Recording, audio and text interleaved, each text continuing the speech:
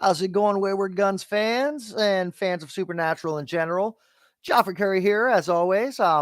Kate will hopefully be jumping in here at some point later in the episode, but we want to get rolling because following up from the awesome experience I had last week with KJ from Supernatural Opinions podcast, we've got another awesome guest lined up to go over episode 10 tonight.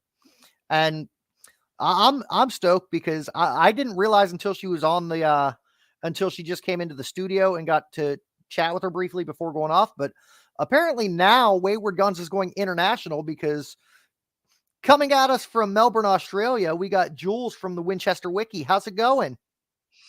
Fantastic. Thank you, Geoffrey. Lovely to be here from down under. Oh yes, definitely excited because one of my bucket list destinations to go on vacation would be Australia, between getting to see the Sydney Opera House and Melbourne and even getting to go a little bit into the outback. Come on down and we'll show you a good time. Not to mention, I'm gonna be honest, y'all have the best accents. As long as you can understand me, but do let me know if anything slips by. Oh, you're good. I mean, given I'm only 33, but I grew up with my stepdad being a big fan and constantly watching the Paul Hogan Crocodile Dundee movies, so I think we're all going to be all right. Fantastic. But this was an interesting episode. Let me get up since I'm slacking again. I always forget to bring this up before I go live to give the proper credits where it's due. Where is it? There it is. But this episode, it's the 10th episode of the series. Season 1, episode 10, titled Asylum. It was directed by Guy Norman B. Writers, Eric Kripke.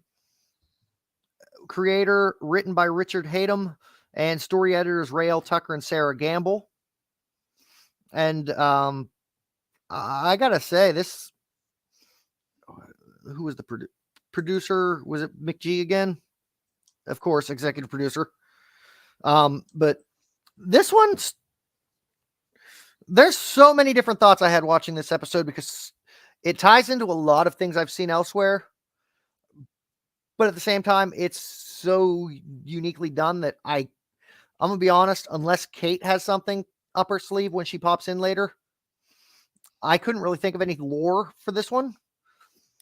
But jump right into the recap. And as always, if there's anything that strikes out or that you want to discuss while I'm going through this, definitely cut me off. All right.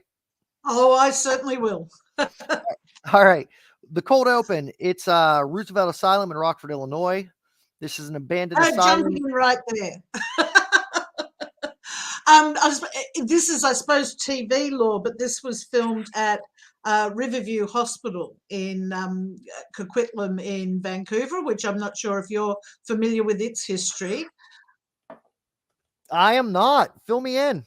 Okay, so it was actually a mental health facility for many years, which then closed down, and it's been the site of filming many TV series that film in Vancouver, from the X-Files, obviously, through Supernatural, which returned here a number of times, and probably just about every other show that you've seen filmed in Vancouver has used this facility. And there's a number of cast and crew who've worked here who said that it actually has a really spooky vibe about it.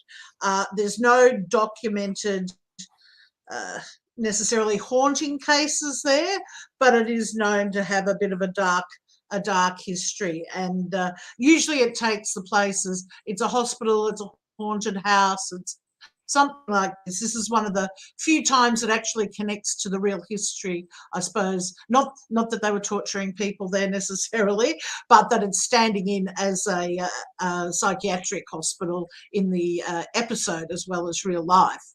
And I have to say, I think they did an amazing job of really making it look so damn creepy. Like, I felt like I needed a shower after watching it. It felt so dirty and run down, and it's real classic horror movie stuff with the creaking doors, but just like you can feel the grime and the sadness and just the set deck that they did on the actual uh, location is really incredible, and I think sets this up right from this cold open as it's really taking on some classic horror movie tropes, as I know you'll talk about some other examples later. So yeah, Riverview Hospital, you used to be able to sort of visit it. You can drive past it still, but you can't actually get on site anymore.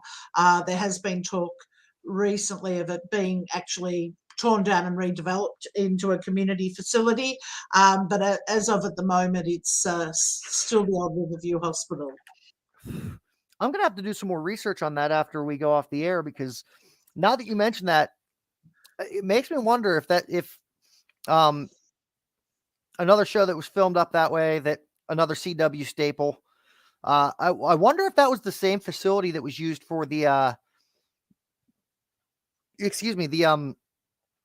Asylum and hospital flashbacks, where when Lex was being treated quite possibly. Smallville definitely used it. I'm not familiar enough with those episodes to remember, but absolutely, you look it up. There's various websites, not all of them up to date, that document its use as a filming location. Interesting. Anyways, they cut the outside of the abandoned asylum. You see somebody with a pair of bolt cutters cutting the chain open and going in. The police show up. One of them says the place is haunted by patients. The officers split up. One of them finds 3 teens that are exploring. The other, you see him walking through, and then it cuts to them outside. He gets in the car, has a nosebleed. And never a good sign. Never a good sign when you get a nosebleed out of nowhere. God, no. But it goes to him at home, and his wife is apologizing. Apparently, they'd been arguing. Cuts to an exterior shot of after he sets his gun on the counter and picks it back up. You hear 2 gunshots go off. You can only assume that he shot his wife. Well, you find out later in the episode that it was a murder-suicide because he shot himself as well. Then it cuts to the first proper scene. The boys are in a hotel. Sam wants to call the feds and put out a missing persons report on John. Dean's arguing with him, but then gets a text from an unknown number with coordinates to Rockford. Dean assumes that it's John sending it. He looks up and the location that the coordinates are sent, finds the article of the cop's murder, suicide. The asylum is also marked in John's journal, so they go to visit the deceased officer's partner. So I just wanted to jump in there about it's another episode where John isn't actually physically present, but has such a presence in this episode, if you like. And I think the boys' interaction at the beginning here really sets up what happens and plays out later in the episode. We've got Dean immediately ready to jump to what he assumes as John's instructions, and Sam immediately wanting to dispute what they should be doing. So we're playing up what's been sort of simmering away about the boys' different relationships with their father, and particularly what they think they should be doing at the moment, where Sam's obviously wants to catch up with John and hunt down whatever killed Jess and their mother, and Dean's just like, no, we don't. Dad's not telling us to do that. We do what Dad wants. And I think this relationship dynamic, sibling tension obviously starts to come to a head, both in this episode and playing into the next episode, where Sam will actually, spoiler alert, take off. But I like how it's really well paced through this episode to set up what's quite a shocking climax later on. Also, love the old Nokia flip phone here. A good reminder, both in this episode and most of season one, I suppose, just of how long ago 2005 was. No Googling on your phone. John sends like 4 numbers of the coordinates. No dropping a pin on a Google map. So it, without meaning to, it is a blast from the past when you see that. Oh yeah. We've definitely been calling out how everything that really dates this series as it's popped up. Like in the first episode, the old Macintosh computers that are in the library that when I was like 6, 7 years old, my grandmother had one in the in the side of the dining room that was strictly for the kids to play games like Oregon Trail and whatnot on. Yep. The phone in the last episode where Dean actually had to slide the antenna out still with the flip phone. Well, it's interesting given just to reference the Winchester series that's on at the moment that's set in 1972, and obviously that goes back even further, but it's a reminder that you don't have to go back to the 70s to have very different technology than we take for granted these days. Oh yeah. Anyways, they go to visit the deceased officer's partner at a roadhouse. A nice scene of like good cop, bad cop between Dean and Sam, where Dean's like just trying to act like he's a reporter trying to interview the guy, and Sam just grabs him, shoves him out, says, "Dude, he's an officer. Show some respect." Sam buys him a beer and then gets the information and gets the same questions that Dean was going to ask, but in a more roundabout way, where it's more like two guys at the bar versus. I love and I think it's a reminder too that despite us knowing there's tension between these guys, they're really good at hunting together. Like they are a well-oiled machine. They have experience and a history hunting together. This is something they are good at. And I think scenes like this, remind you, even though they've had some years apart, this is something they do very well. Yes, they definitely are good at improv and getting plans to come together to get the information they need, even if it's going a roundabout way about it. Anyways, Sam comes out, they decide to go break into the asylum. They get in the south wing, and as they're breaking in, Sam fills out that the officer told him that 3 kids broke in back in 72, only 1 survived. As they're exploring and kind of giving passive-aggressive jabs at each other, Dean finds a placard for a Sanford Ellicott, who was the chief of staff for the asylum back in the day. Sam does the research and books an appointment with Dr. Sanford's son, James Ellicott, who I guess followed in Daddy's footsteps because he also went on to be a psychiatrist. And I have to say, maybe the most unbelievable thing in this episode is that anyone can get a last-minute appointment with a psychiatrist. But anyway. Shots fired, and you're not wrong. I don't know what healthcare coverage insurance that Sam and Dean have faked, but it must be a good one. That must be one hell of a good HMO. That's all I'm saying. Yeah. But anyways, Sam is trying to get straight to the point with getting information about the South Wing, and Ellicott informs him about the Roosevelt riot, but only after trying to delve into the issues between Sam and Dean. Sam finds out that there was a riot back in the day where some of the inmates or patients lashed out against the guards and psychiatrists at the facility, and some of the bodies were never recovered. At this point, the boys decide to scope out the hospital that night. They encounter 2 teens that were exploring the asylum on a date.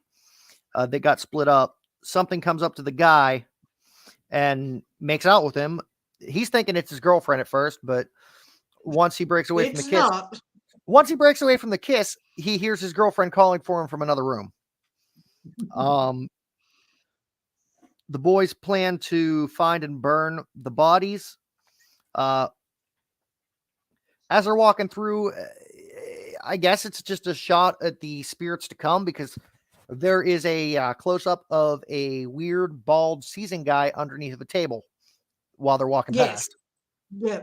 One interesting thing, just in the terms of in season 1, I suppose there's a bit of there's a few things, and I'm sure when you talked about Phantom Traveller, you mentioned how they used Christo to try and identify who was possessed by a demon, which is something that sort of never gets used again. One thing we see here, Sam's got a gorgeous little video camera, and as they go down the hallway, Dean's EMF meter's going off, and Sam sees these orbs of light in the little mini video camera he's carrying, and that's something we don't ever see again when they're trying to detect ghosts or anything. So I note that was something that, for whatever reason, never reappeared.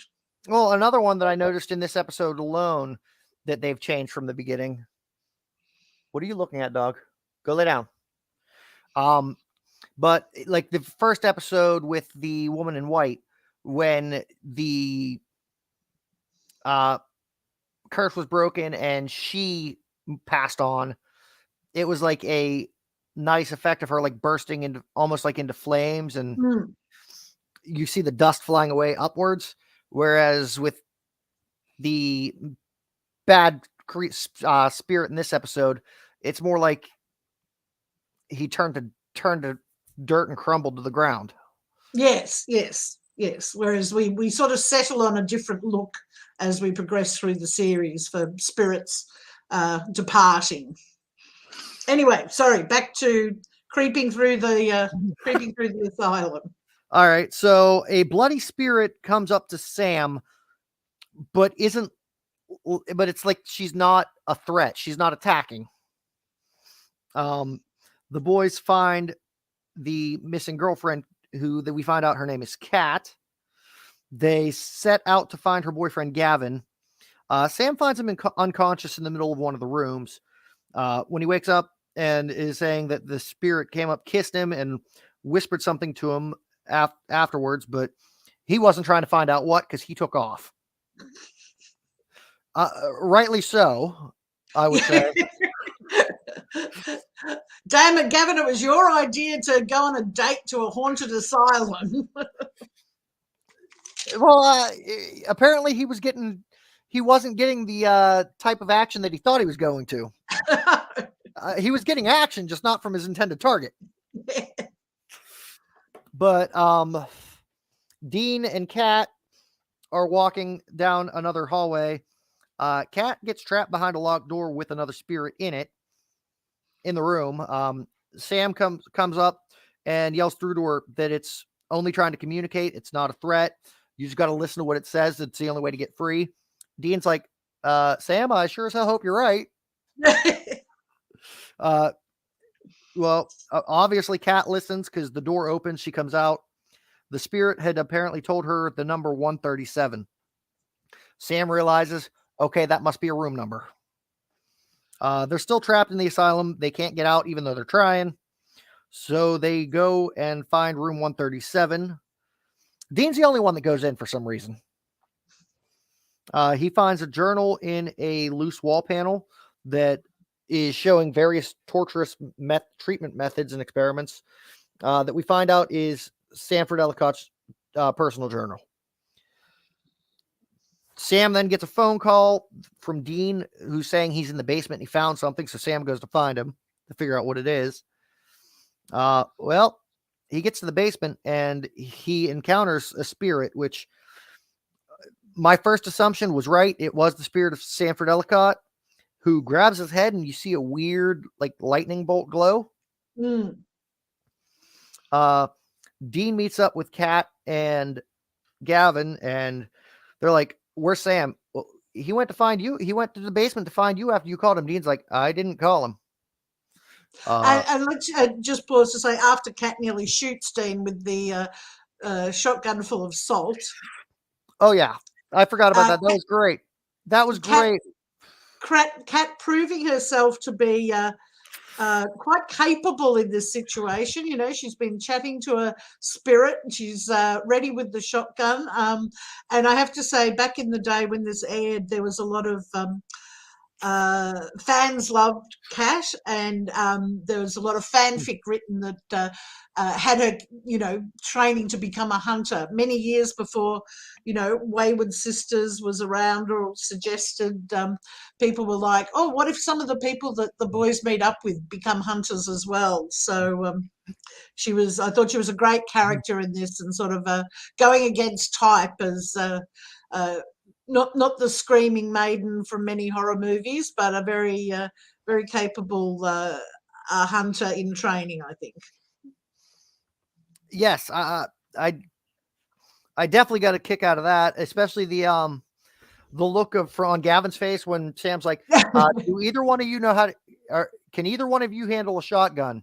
Gavin's like, "No, God, hell no," and Kat's like, "Yeah, I can," and Gavin's just like, "Huh?" I also like the fact that she does make it clear to him that he's dumped after they get out of there, which is probably a good idea. If you think you're going to the movies on a date and you end up at somewhere like that, I'd be reevaluating my life choices as well. Forget that. Forget the pop up. That was unintentional. We'll get to that later. But yeah, she does make it clear that, yeah, after we get out of here, we're done. Which I thought was a great throwaway line. Anyways, we find out that Dean was not the one that called Sam. So he tears off to go to the basement to meet up with Sam and find out what happened, what's going on. Dean, I guess, in some of his previous research into this case, has the thought that Dr. Ellicott's remains are somewhere in the basement in his hidden research lab. And they're looking for it. They find a hidden door. Well, Sam tries to stop him because we realized that when Ellicott's spirit got a hold of Sam, he possessed him. Sam shoots Dean with the shotgun of rock salt. Ow, but also how shocking! Like, this is. It's just still, when I rewatched the episode last night, it is still a shocking moment to see, even after having watched 15 seasons of this show, that is still a shocking moment to see Sam shoot Dean like that, even knowing it's rock salt. It is brutal and unexpected. Well, I can tell you from experience growing up in going to high school out in rural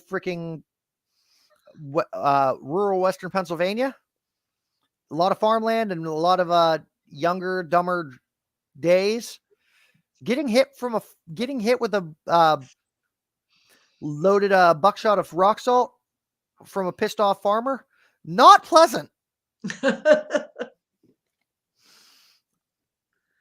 But Dean's on the ground in pain and is trying to coax Sam to snap out of it, and makes the comment about, you know, rock salt hurts, but if you're trying to do the job here, hands him a handgun. Is trying to coax Sam, like, if you're that mad and you hate me that much, do it. Well, Sam pulls the trigger. Luckily, it's an unloaded gun. At this point, Dean counters, gets him off his feet, stiff right hook knocks Sammy out. Dean goes in, finds a decomposed body in a cupboard in the experimentation room, which we can only assume is where the inmates or prisoners, whatever, had stashed Ellicott after they killed him. Dean gets the jar of salt out, throws it over the corpse, gets the lighter fluid, and as he's getting ready to light it, gets tackled to the ground by the spirit of Ellicott, who gets a hold of his head. And I'm not gonna lie, I thought Dean was in for it. Yeah, the whole sequence from when Sam shoots him with the shotgun of rock salt, then shoots, even though it's unloaded.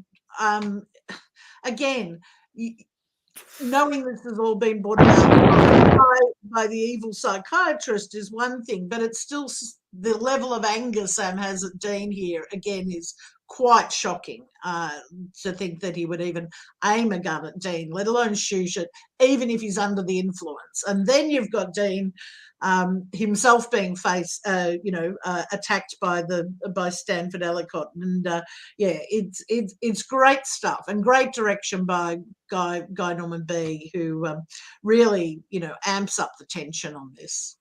Now, I'm going to say what actually happened in the episode first. Then I got a side take on it that I think would have been better. But as Ellicott's got his hands around Dean's head, and Dean's getting hit with the same like lightning glow that Sam had gotten hit with when Sam got possessed. Dean struggles, is able to get his Zippo and tosses it over onto the corpse, which burns it, and you see Ellicott's spirit crumble into dirt. They cut to the outside where Dean's like telling Kat and Gavin, so after this, no more abandoned asylums, right? And Sam and Dean are confronting what happened, and Sam's like, Sam does remember everything that happened there, and he's like, look, Dean, do we need to talk about, can we talk about this? And Dean's like, nope, I'm not in the mood to share right now. They get in the Impala, take off, and the closing scene, they are in the hotel room.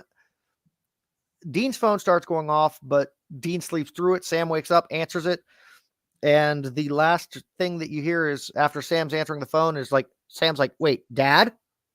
End of scene. Dun, dun, dun. Now, my only problem with the way the episode wrapped up is after the whole Sam trying to shoot Dean and being while possessed and Dean knocking him out, while Dean's getting attacked, while I'm sitting there, I'm like, okay, so this is where Sam comes in, gets the save, and redeems himself in the episode. Because I'm thinking that Sam's going to come in, swoop in, and get the spirit off him and light the torch, but did not happen. I feel like that would have been a better ending. But then again, I don't know what happens in the next episode yet, because this is... Oh, have you not watched the next episode? Not yet. My background, I don't know if you picked up on this on the past episodes, but back when it was still fresh, still airing, I did watch the first 3 seasons, but it was at this point 17 years ago, so I don't remember jack.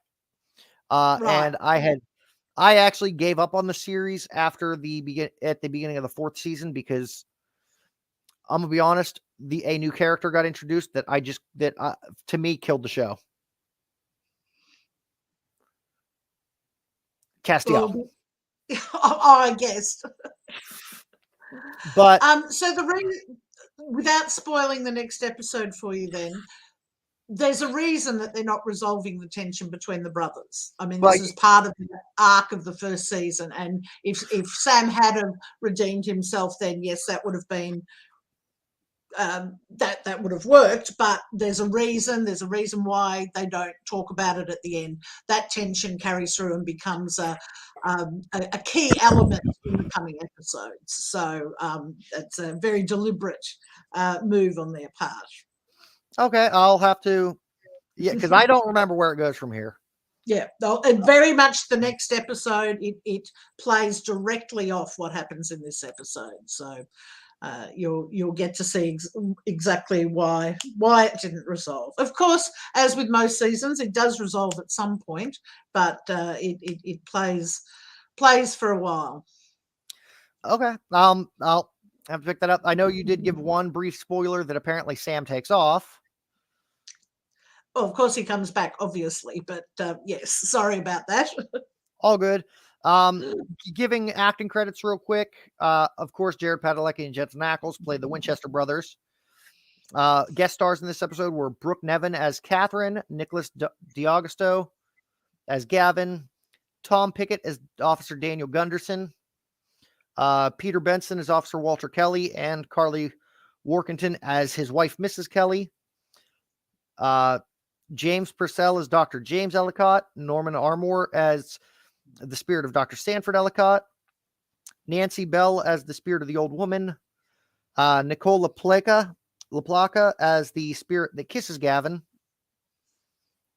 Leaf Bridgman as the straitjacket spirit, the one that was creepily seizing under the table that I mentioned earlier. Richard Deedle as a bar patron. Roy Campbell as a spirit in the exam room, and an unknown credit to a John Gray. There's also, I don't know if you mentioned Roy Campbell there. He's uncredited, but he also actually played the Wendigo in the second episode. Okay, I did mention he was a spirit in the exam room. Yes. Yes. So he was the person in the Wendigo suit in episode 2. Okay. So a recurring guest star. As we would find over the seasons, many actors turned up in other roles. Oh yeah. Now, music analysis. There was only one song that was noticed in the episode, and I don't want to say the wrong song, so let me bring that back up. It was "Hey You" by Bachman Turner Overdrive, and this was playing during the Roadhouse scene. It didn't really have any major significance, but it was there. Now, usually we'll do the in other lore, like or the lore of the spirit or demon that they faced this episode, but this was like kind of a standalone, just location haunting. So there's not much to delve into other than if you want more of a talk back as to this with the spirits of the asylum, look back to, was it episode 3? The synopsis I gave where I tied into the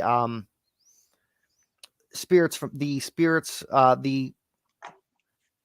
location and people-based hauntings, tied spirits from Bleach.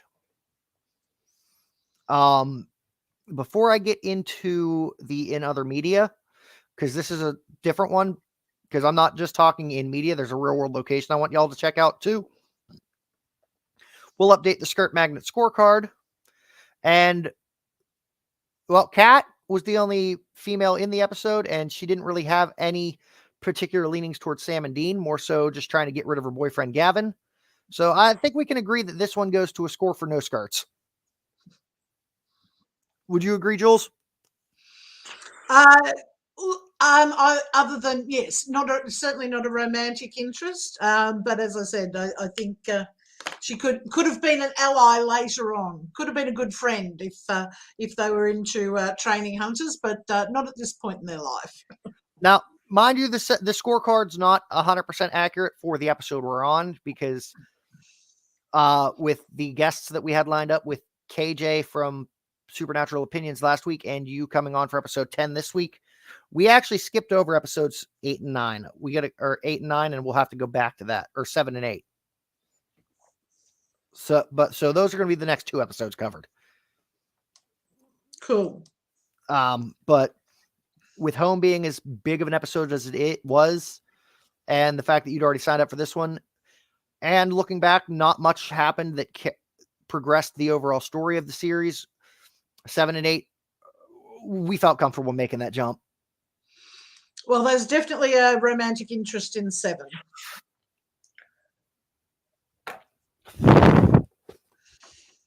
Hookman. Oh, yes.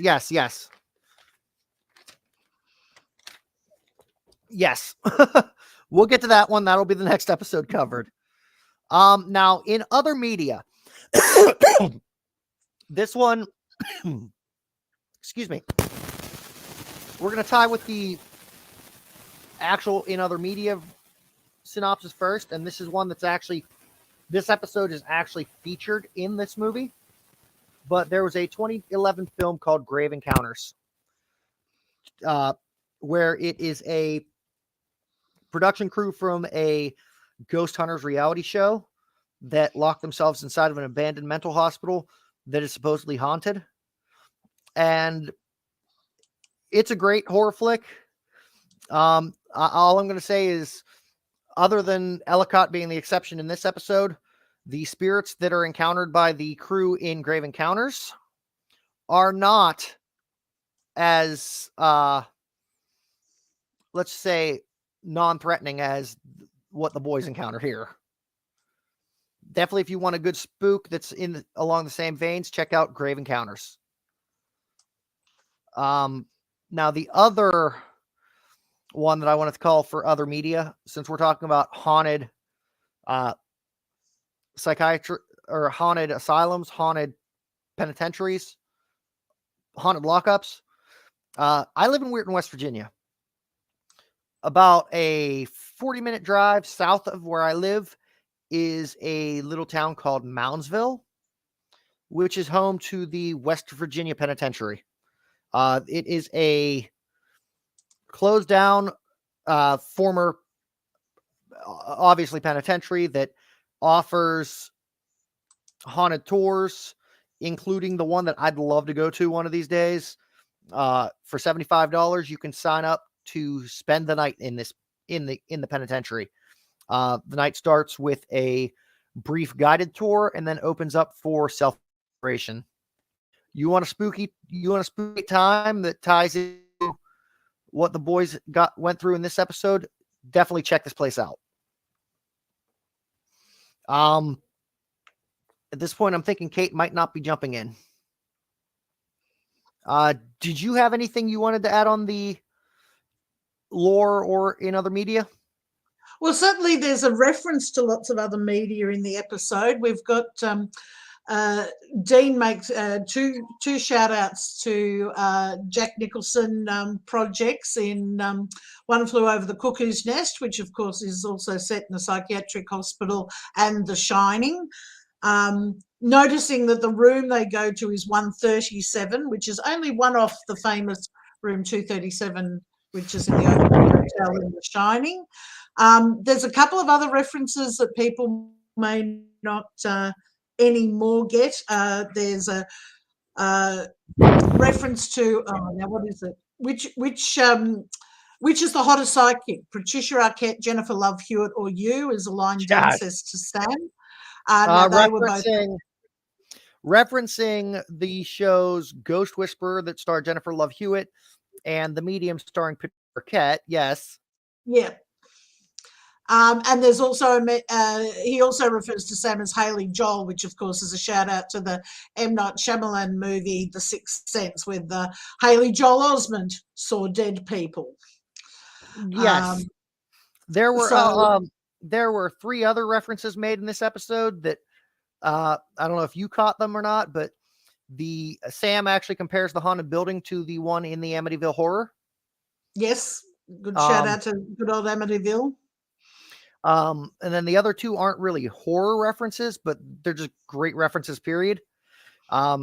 When reading through the journal and trying to decipher what John had written because of the way, I guess, his prose and whatnot, Dean makes a comment that John writes like Yoda, obviously Yes. a Star Wars reference.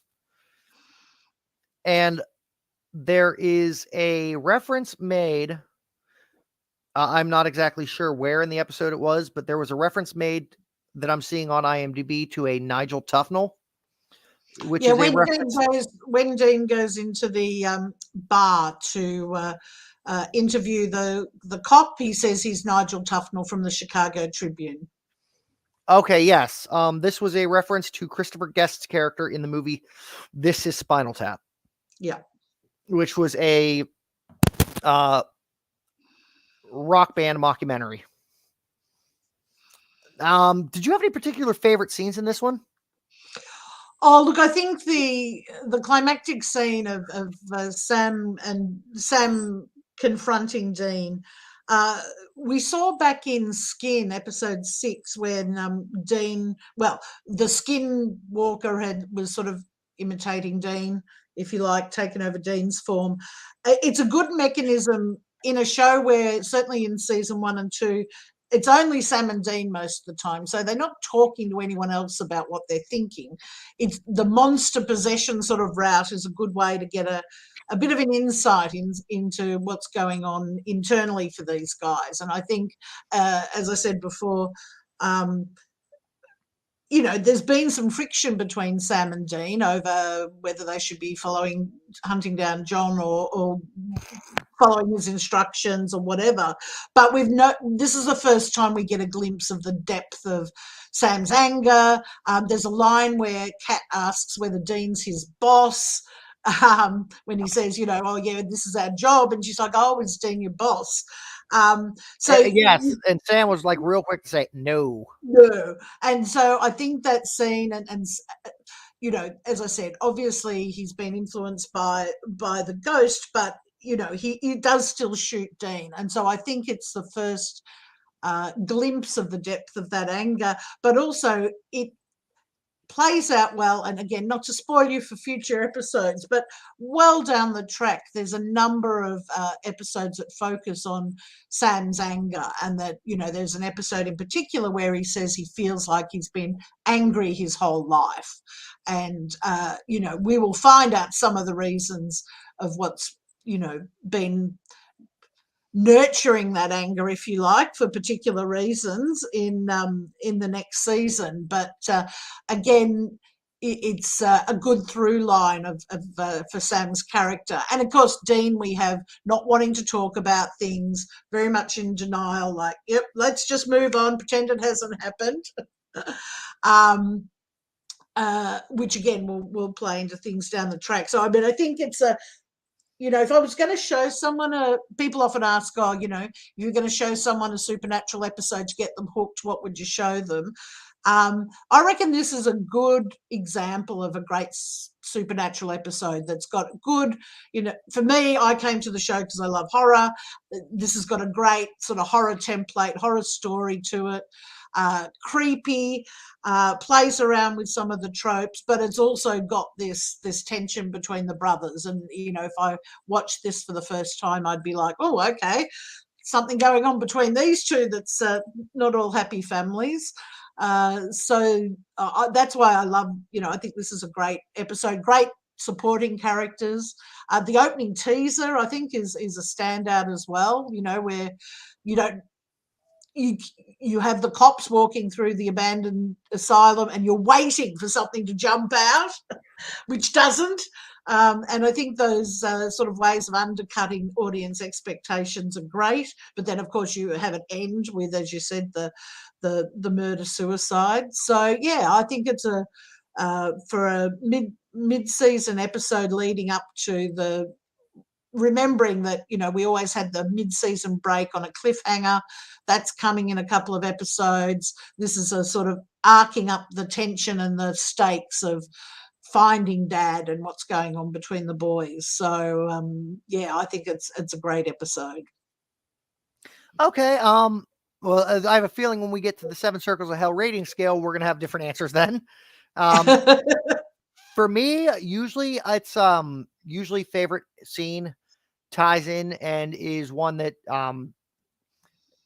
has up till now every episode's been one that's shown the relationship and the depth and evolution of the relationship between the boys. But this one here, just for comedy's sake and creativity, and because it ties back to and brought comparisons to other things to my mind, my favorite scene in this episode was actually the roadhouse scene with Sam and Dean, like the good cop, bad cop, because I saw that scene and I started laughing because I'm like, it brought back like a lot of the things that happened over the course of like the series Castle, with the interactions of I cannot remember the character's name right now, but the Stanakadic's character being the tough cop and him just being the playboy that he is, coming in, taking a different approach to get the information. And it also gave a twist to like the type of schemes that they show in Thor and Loki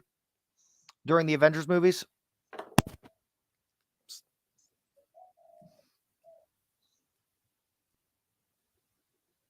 So that my favorite scene, like I said, was the roadhouse scene. It's certainly a great one, and I think also plays on what they've been building is what we know in fandom as Sam's puppy dog eyes, and he's often the one that it can get people to talk. This is a really great setup for that, but you can see when, Dean goes off and he hands the guy his beer, he's got this very empathetic look on his face, and, that look and a beer, I think anyone would tell Sam anything. For sure. I for that reason though, that's why I definitely dug that scene, just for comedy and because of how many different tie-ins and other things that it brought to mind. 7 Circles of Hell rating scale. Do you need me to explain this to you? Certainly, that would be good to know. All right, so I modeled this off of another podcast that I've been listening to like crazy.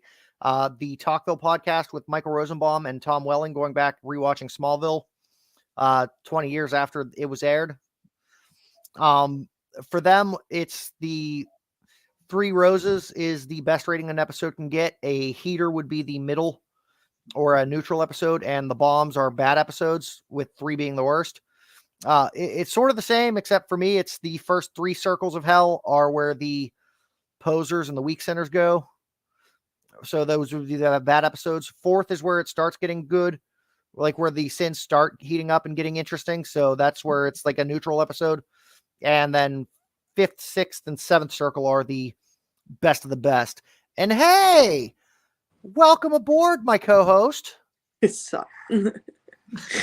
Hey. Hi. Kate, Jules. Hello, nice to meet you. Lovely to meet you.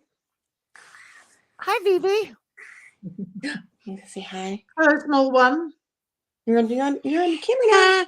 Hi. But that being said, where would you rate, knowing what you said earlier, I'm waiting to see what you rate this episode as. I'd put this at a 5, go towards 6, but probably a 5. So on the bridge between the 5th and 6th circle? Yeah. Okay.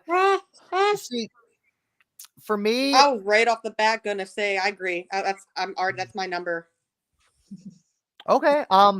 Me looking at some of the stronger episodes that we've already had, and looking at the point where, is this an episode that I would try to give somebody that's never watched the show to get them hooked? I'd say it's solid, but it's not anything exceptionally great. I'm putting it right.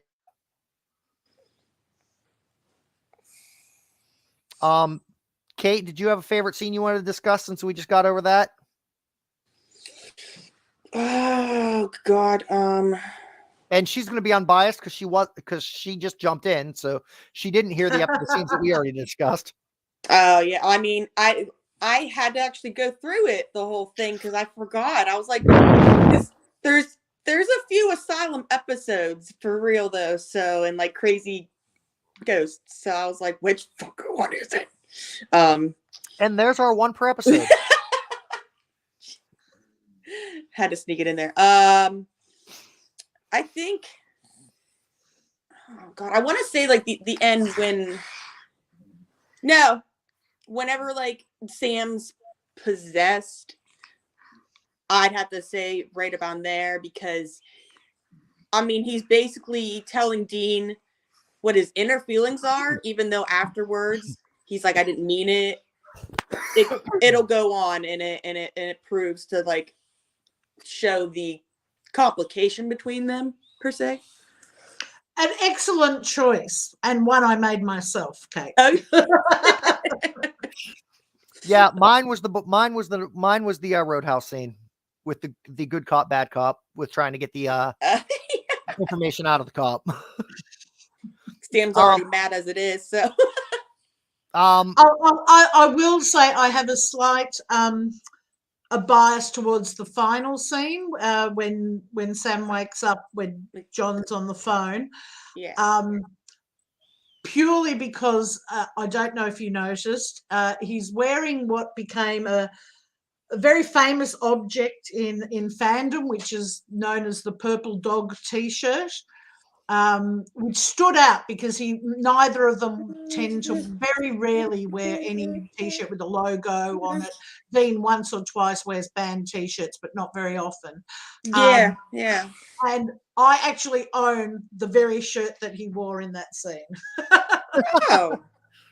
It Nice. was sold back in, I think it was the end of season 7. It was about 2011. They did a wardrobe sale to clear out a lot of stuff, and I was lucky enough to get the famed Purple Dog T-shirt, and I actually I've worn it to a number of cons, and at the Vegas con that just went, I had it signed by Jared. So that was wait. So it's not just like the same just another. It's the exact T-shirt. It's like the one that Jared actually wore during the episodes. Yes, absolutely. You wore that shirt. Yes. OMG. And no, it didn't smell like Jared when I got it. Damn, he watched it. It is very soft. And I don't think he would fit into it these days. It's not as big as you would think it might be. I'd be like, no matter, even if you cleaned it, his DNA is somewhere in there still. I'm okay with this. That's why that might be why I've worn it a number of times. I mean, moving on from Supernatural to Walker, Jared got jacked for the role of Walker. I don't think that shirt. I don't think that shirt would fit him now either. Oh no, we had that discussion when he was autographing it. Kate, in other media tie-ins that we gave this episode were a movie called Grave Encounters that was actually that actually references this episode specifically, as well as a place that one of these days, if we can actually get a sitter overnight for her, I would love to have you come along with for an overnight at the Moundsville Penitentiary. Where's that? Moundsville, West Virginia. It's about 40 minutes south of me. It's a haunted penitentiary. It's a haunted decommissioned penitentiary where they let you do pretty much roam and explore the pen on your own. Do you get to sign? Is that one of the things you have to sign a paper for too? I would assume you got to sign a waiver, but I don't know. Cool. I'm all in. I figured you would be. Did you? Because I couldn't come up with anything specific. Did you have anything for lore? Oh God. Since that usually is your department, right? I mean, there's going to be so many episodes with, again, like legends of, hauntings and maleficent. Oh my goodness. Spirits and poltergeists. So, I mean, in all honesty, I just go like, it's basically one of your, would you chill out? Hauntings, like possession that just kind of happens with ghosts, angry ghosts, and so-called, lore that can happen. I mean, originally, I think, realistically, I don't think a ghost can actually possess you, technically. But like a poltergeist could, if I'm correct. All right. Otherwise, was there anything else that either one of you wanted to discuss on this episode? No, I think that's it. As I said, I think it's a really a classic Supernatural episode, and pivotal in coming into the middle of this season and where the boys' relationship and with each other and with John is going. So watch this space. There's some exciting stuff coming up. All right. Well, Jules, do you want to give a shout out where our fans can follow you? You can find me on Twitter at SuperWiki, and obviously the website, which covers both Supernatural and the Winchesters, is supernaturalwiki.com. Go there and check out trivia, lore, character entries, music, you name it. We've got it. Sweet. Awesome. You can follow Kate and I at I gotta see this here. Oh yeah, I forgot that. I was gonna say I thought I typed in your tag wrong, but I completely forgot to type that in. So I apologize on the episode description. I think I was just trying to get everything situated because we were already running behind schedule. Thanks to me getting a phone call from a buddy of mine that I've been trying to get him a job. But you can follow Kate at Shaylee Carl. You can follow me at TJEGEOCUR. Or sorry, it's Shaylee Carl 1591 for Kate. Yeah. Follow the show on Twitter at Wayward Guns. Definitely the best one to help out and follow us at is to subscribe, follow, sign up for approved notifications, whatnot, for the YouTube channel at Running Force Productions. That's the logo above, to the left of Jules, or to, if you're looking at the screen, to the right of Jules' head. If you see that logo, you found it. Running Force, one word. And You showed them your toy.